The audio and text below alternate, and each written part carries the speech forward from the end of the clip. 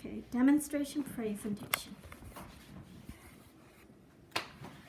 Okay, hi everyone. My name is Haritha Gujjula, and today I'm going to demonstrate how to make rava kesar. It's one of the most simplest and easiest Indian dessert to make, and it's mostly used to make for temple services and stuff like that, and especially during New Year's. So, which is why I'm planning on making this. So, the fewest ingredients are cashews, ghee, which is clarified butter, sugar, which is 1 cup, and this is rava salmonella, which is also 1 cup. And I actually roasted it ahead of time because it takes about 5 minutes to roast it, so I made it ahead of time. So we'll be using this instead of this for the rest of the demonstration. And we need 2 cups of water. So I'm going to first start off from boiling water, as it'll take a while to boil. And in the water, we're going to add the 1 cup of sugar. Usually, the amount of sugar you want to add is the amount exactly as much as the rava salmonella. And now I'm going to roast the cashews ahead of time to give it a nice crunchy flavor.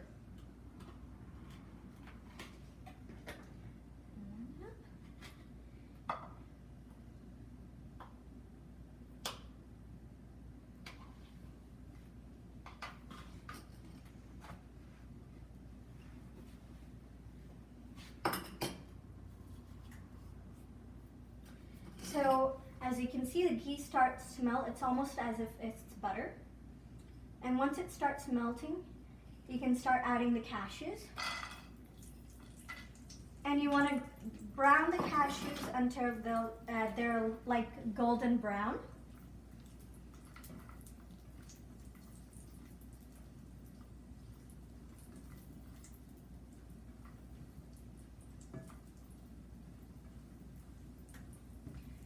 A lot of people tend to like cashews in their sweet because it's actually tends to make the dessert a lot more healthier.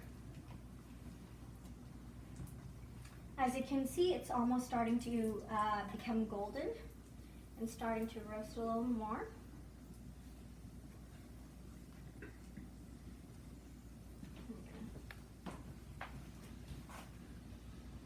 I'm going to swirl around, mix the sugar mixture.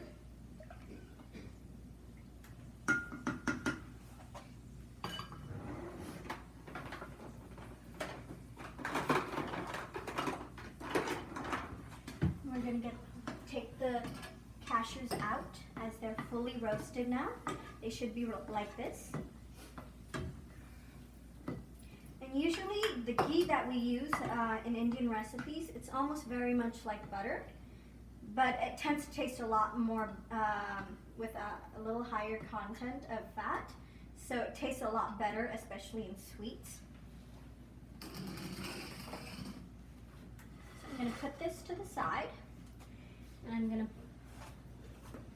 try to turn this off, and we're going to work off from this one fully. We're going to do the rest in this pot. So we're going to wait until the sugar starts boiling and the water starts boiling, as you can see now.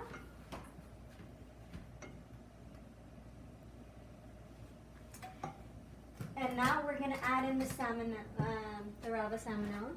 And usually you want to add it in really slowly so there isn't any lumps. And you want to keep on stirring as you slowly add it in.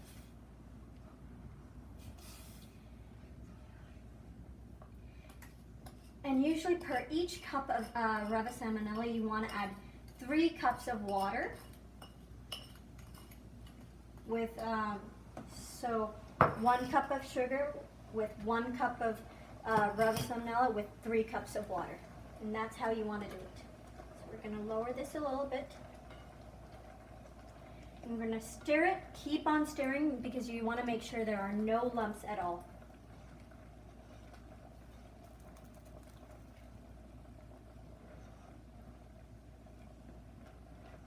And usually this is the part that takes the longest process, because you want to make sure that that rava almost takes in all of that water to become softer. It almost sometimes tastes like grits.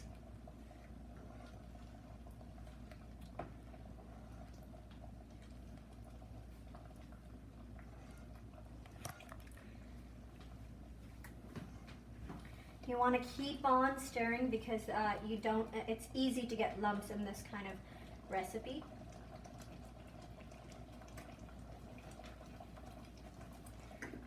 Lower it because it'll start popping.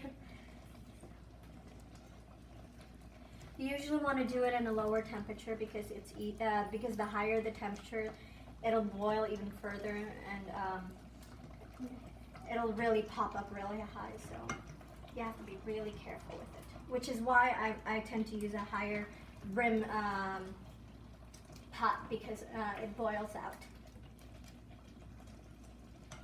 As you can see, the texture it's become. We're almost getting close to the consistency we need it. And at this point, it's best to add some 1 more tablespoon of ghee, because it actually helps with the consistency and the taste as well. It makes it a lot more smoother.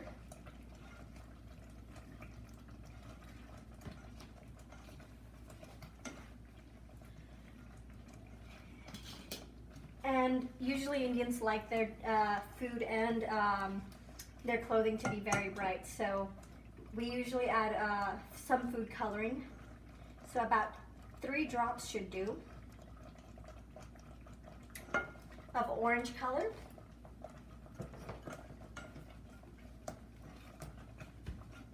You can see it's starting to look bright orange for a bright New Year's.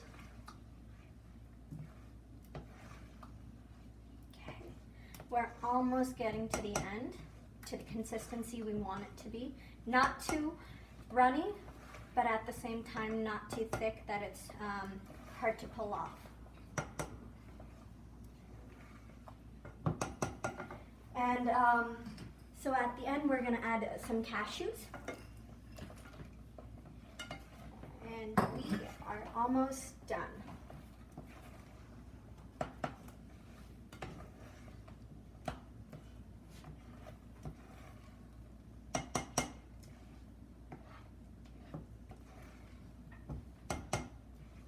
Okay, and that's how you tend to make rava kesar.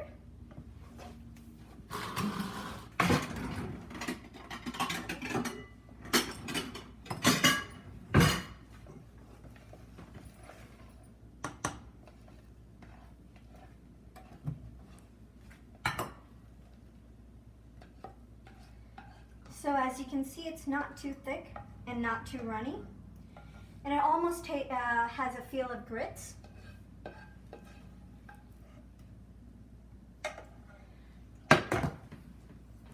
And this can be shared. Just a second.